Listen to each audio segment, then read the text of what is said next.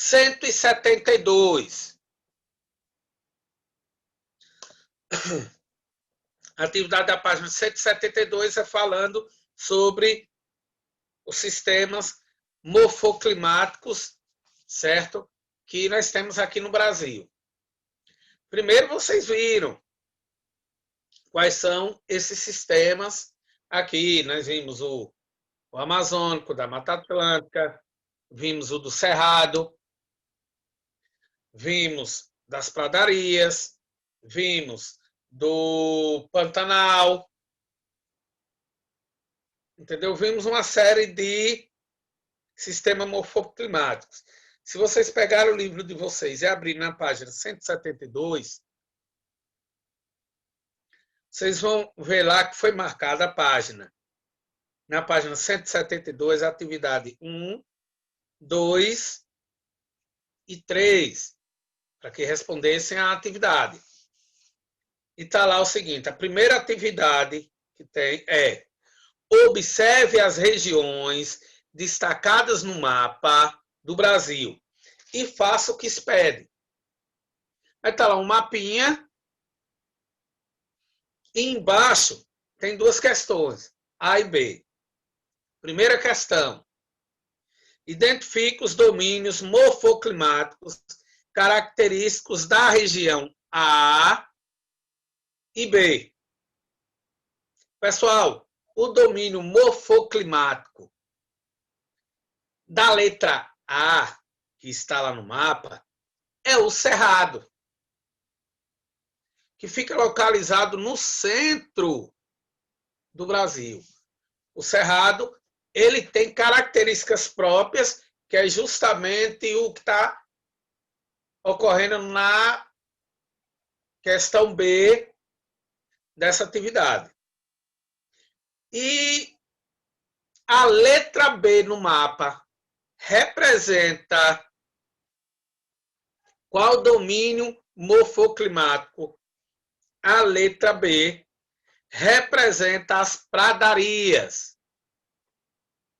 Então, ó, letra A da questão 1 é Cerrado e pradarias. O Cerrado é representado pela letra A no mapa. Pradarias é representado pela letra B também no mapa.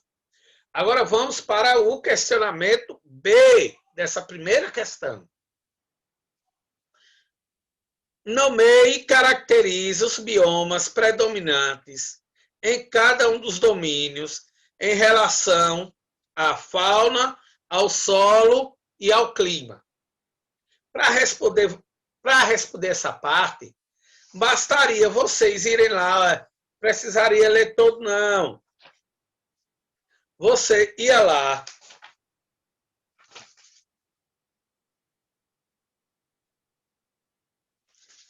em cada um deles. Por exemplo, o Cerrado, vai lá na página, ó, quem quiser vai acompanhando aí, Cerrado, página 160.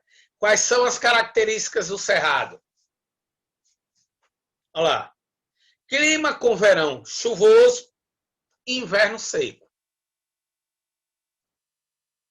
Grande biodiversidade, tem grande número de espécies de animais e vegetais.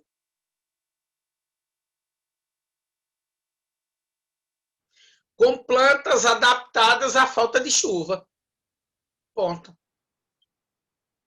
Esse é o Cerrado. A outra questão é você ir lá para as pradarias. Lá. As pradarias é na página 166.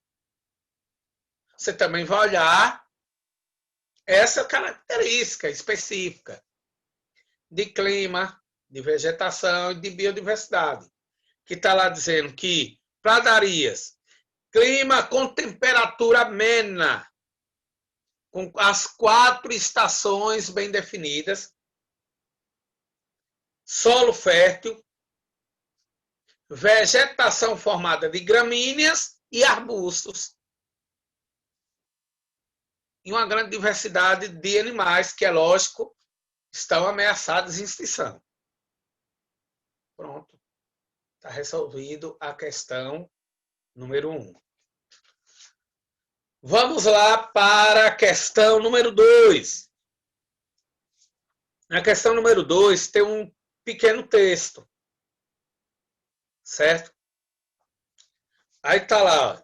Ocupa áreas do estado do Ceará, Pernambuco, Bahia, Sergipe, Rio Grande do Norte.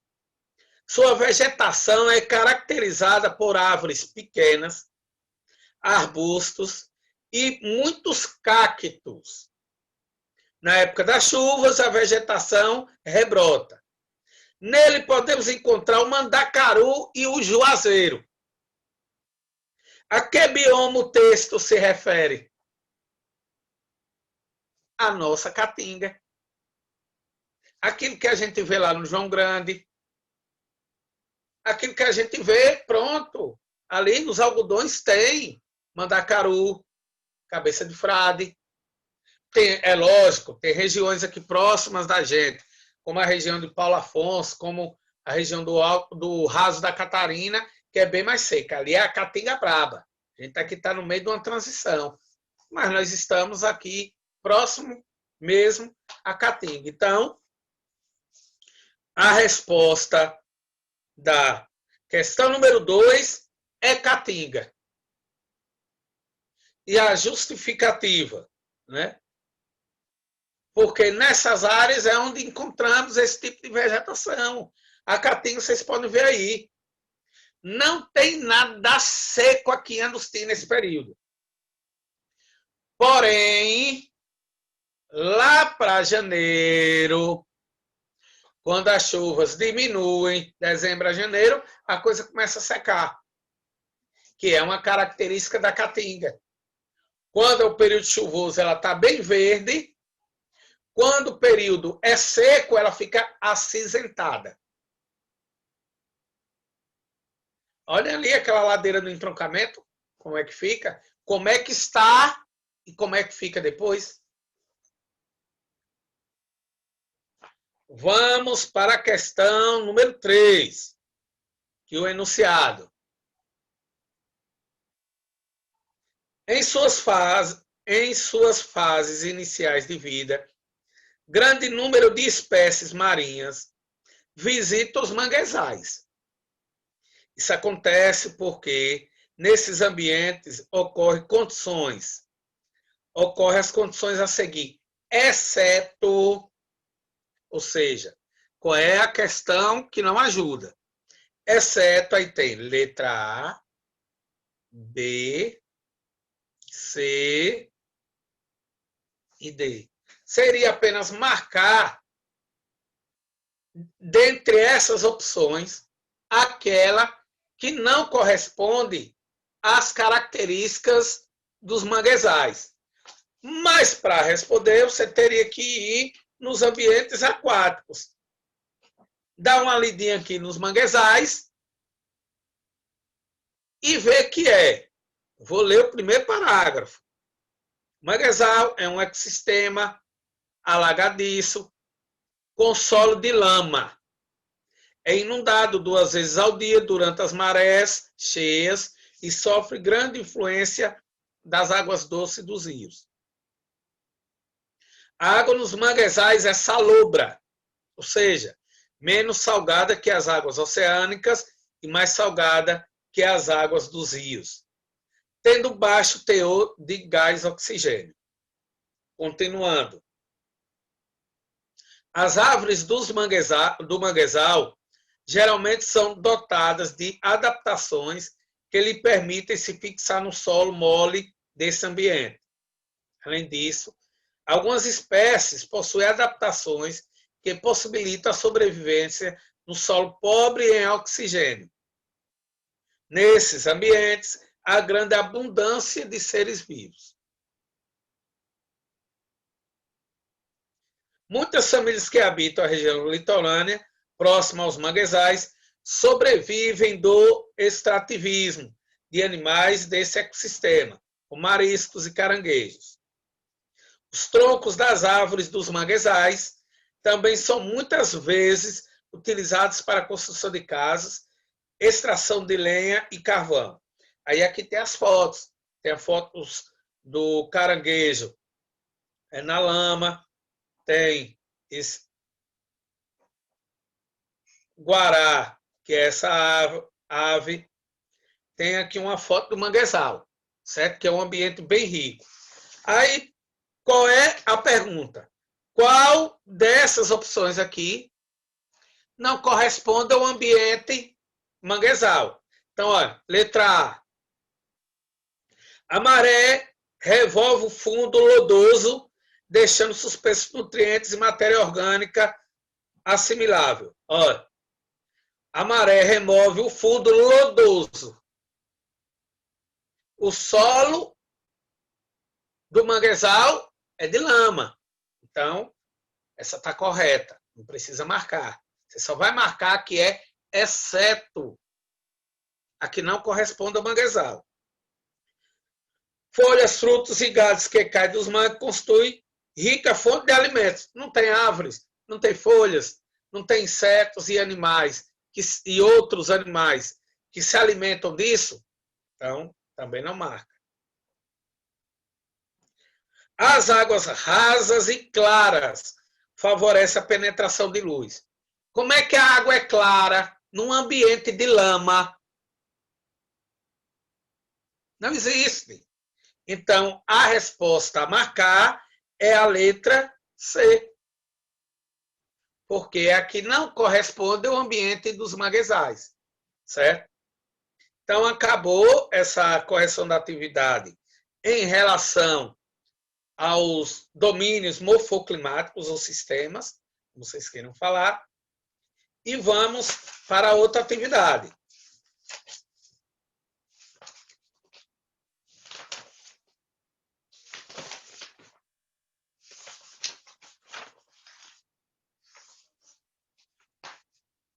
Pronto, que aí é onde vem minha dúvida.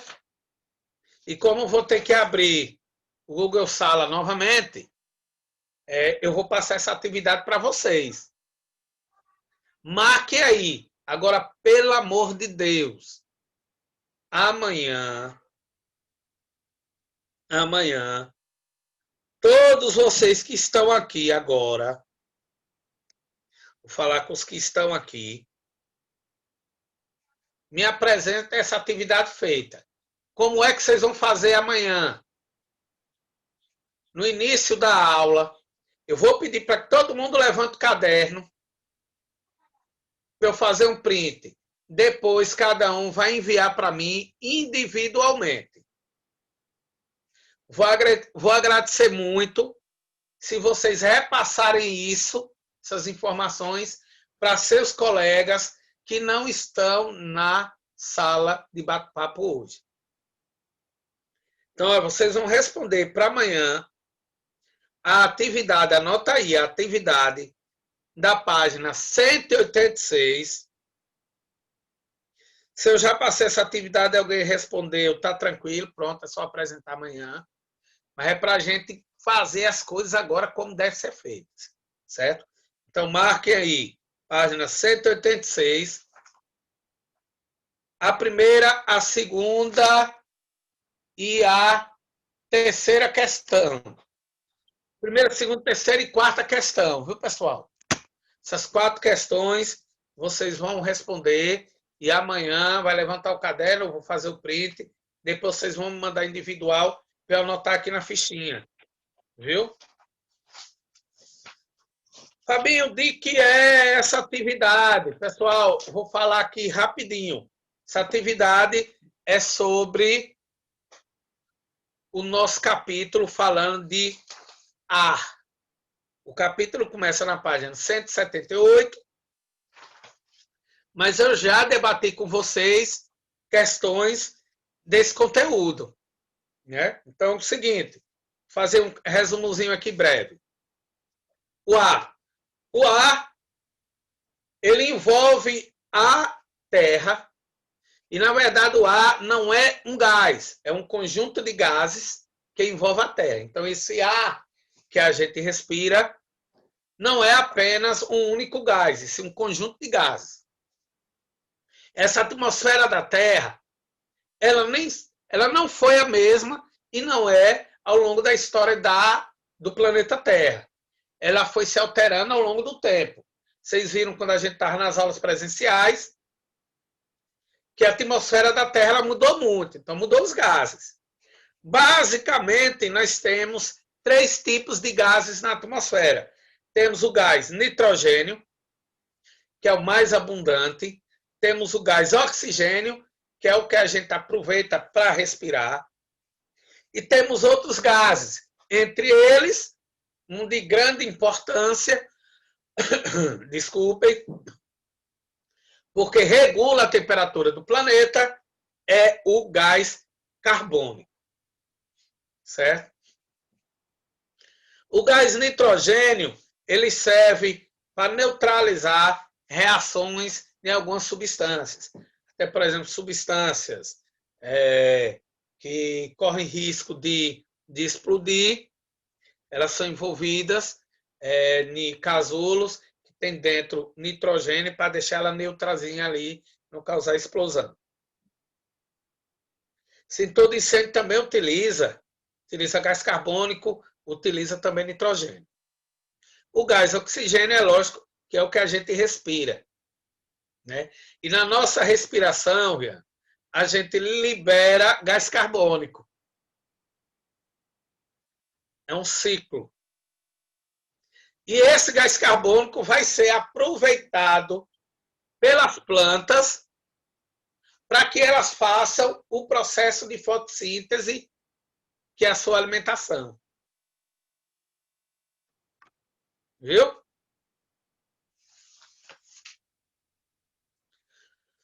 Uma outra característica agora do gás carbônico é que o gás carbônico ele serve para regular o planeta através de um processo, regular a temperatura do planeta, através de um processo que nós chamamos de efeito estufa.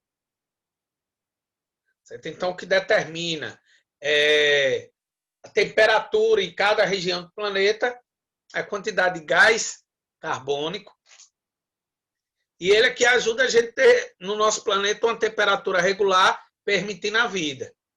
O problema é que o ser humano polui demais e a gente termina liberando gás carbônico de carros, de queimadas, e está aumentando a temperatura, que no futuro vai atrapalhar a gente. Outra questão extremamente importante é o vapor de água. O sol aquece o solo, as águas. Essa água evapora, virando vapor, chega a uma certa altura na atmosfera da Terra e forma as nuvens. As nuvens não são feitas de algodão. As nuvens são feitas de vapor de água, que à medida que essas partículas vão crescendo, elas pesam e caem em forma de chuva. Certo? Então, com base nesse resuminho que eu estou fazendo aqui, eu peço que amanhã, nesse horário, né, no horário das 8 horas, vocês me apresentem a atividade, viu, da página 186. Estou falando isso porque teve um aluno que entrou agora. E aí a gente tem que estar relembrando. Dessa página de atividade 186, você vai responder de 1 a 4. É simplesinho, mas é fácil de responder. Dando continuidade, quero dizer a vocês que também a gente já falou das propriedades do ar, que é o tema número 2. O ar, ele, puro, ele nem tem cor, nem tem cheiro, nem tem gosto. O que faz o ar ter isso, cor, cheiro e gosto, é a fumaça, é a poeira, é alguma coisa que interfere, mas ele mesmo não é para ter isso. Uma questão também que o ar tem é massa. O ar, ele pesa. Ele tem um peso. Certo? Então, o exemplo, vocês têm aí no próprio livro de vocês, a bexiga cheia e a bexiga teoricamente vazia. Ela cheia, ela pesa mais. E ela vazia, teoricamente vazia, ela não pesa tanto. Mas, Fabinho, por que você está falando teoricamente? Porque o ar, ele está em todo lugar, com exceção de locais onde é fechado hermeticamente e retira todo o ar de lá de dentro, que nós falamos de câmaras a vácuo, sem ar, entendeu? Mas no ambiente normal, ele está em todo lugar. Porque o ar, ele tem uma outra característica bem interessante. O ar, ele tem a capacidade de se expandir, crescer, e de ser comprimido. Então é o seguinte, a bexiga que está aparentemente vazia, ela não está vazia. Ela tem pouco ar lá dentro. E o ar, como ele se expande, ele ocupa todo o espaço daquele recipiente. Seja o seu quarto, sua sala, seja um copo, seja uma garrafa. Quando tem ar lá dentro, ele se expande, ele ocupa todo o espaço. Mas também a gente pode comprimir. Um dos exemplos, quando a gente comprime o ar, é aqueles balões de oxigênio que tem em hospitais, aqueles balões de oxigênio que tem dos mergulhadores. Ou então, uma seringa. Pega a seringa, fecha aquela parte da agulha, é lógico, sem agulha, senão você fura o dedo. Você vai apertando. Você pode olhar que você aperta a seringa, quando você solta, aquele negócio sobe. Por quê? Quando você apertou, você comprimiu o ar. Quando você soltou o ar, se expandiu novamente. Certo? Então, essas são características do ar. Eu peço que vocês façam a atividade e o joguinho que a gente vai fazer amanhã, que é o quê? Vocês fazem um print mostrando as atividades, depois vocês mandam para mim individualmente, certo? Durante a aula.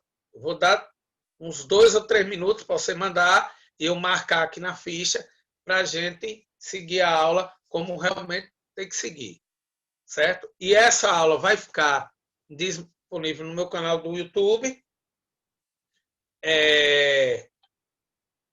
Peço permissão a vocês, né, para que seja exposto, certo? Porque para dar oportunidade de outros colegas seus poderem assistir num horário mais conveniente.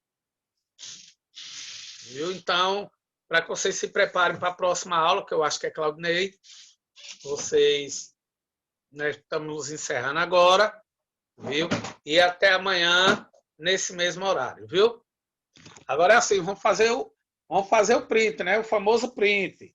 Todo mundo bota o rosto aí, que é para a gente fazer o print.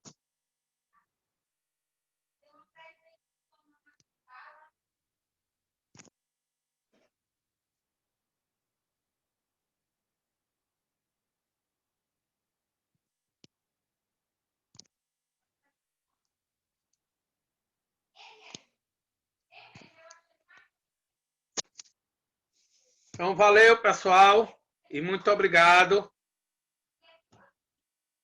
Até amanhã, se Deus nos permitir. A página da atividade é a página